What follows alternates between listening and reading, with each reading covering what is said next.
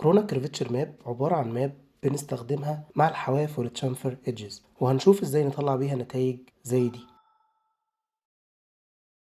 في البداية لو حطيتها في الديفيوز وبصيت على البارامترز الرئيسية هلاقيها بتتكون من 3 ألوان رئيسية، اللون الأسود والأحمر والأخضر. الأسود هو اللون اللي هستخدم فيه خامة الديفيوز الرئيسية، والأحمر ده لون أي تشامفر ايدج اتجاهه لبره، والأخضر ده لون أي تشامفر ايدج اتجاهه لجوه. مثال على ده، الأحمر هيبقى لون الإيدج الخارجي ده، والأخضر هيكون اتجاه الإيدج الداخلي ده.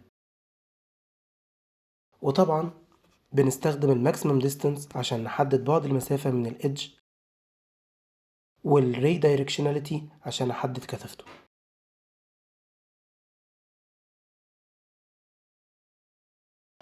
أنا هستخدم خامة الكونكريت دي، هعمل منها 2، واحدة غامقة شوية واحدة أفتح، وهستخدم في الماكس ديستانس الماسك ده. في الأول هحاول أظبط القيم بتاعتي مثلا كده، وهجرب أحط الماسك بتاعي في الماكسيمم ديستانس.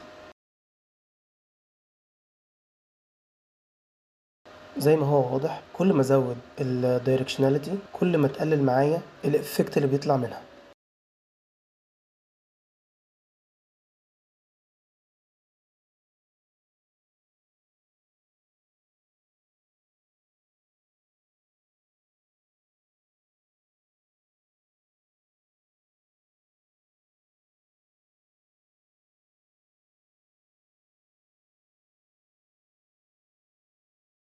طبعا لو عاوز ازود الافكت هرجع تاني وازود الماكسيمم ديستانس او اقلل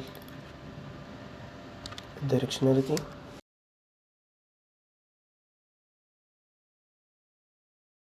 ودي كده ممكن تكون نتيجة مرضية بالنسبة لي.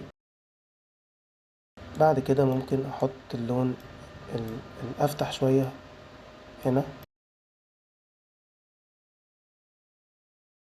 واجرب احط اللون الغامق ويكون هو البيز كولر.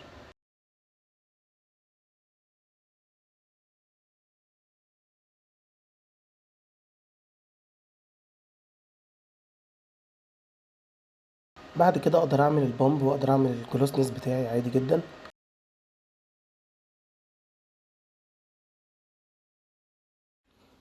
في النهاية دي النتيجة اللي وصلت لها. حابب اشوف تطبيقاتكم عليها، ولو في اي استفسار ممكن تبعت لي رسالة، وما تنساش تشترك في القناة وتفعل الجرس وتستنى مني كل فيديو جديد.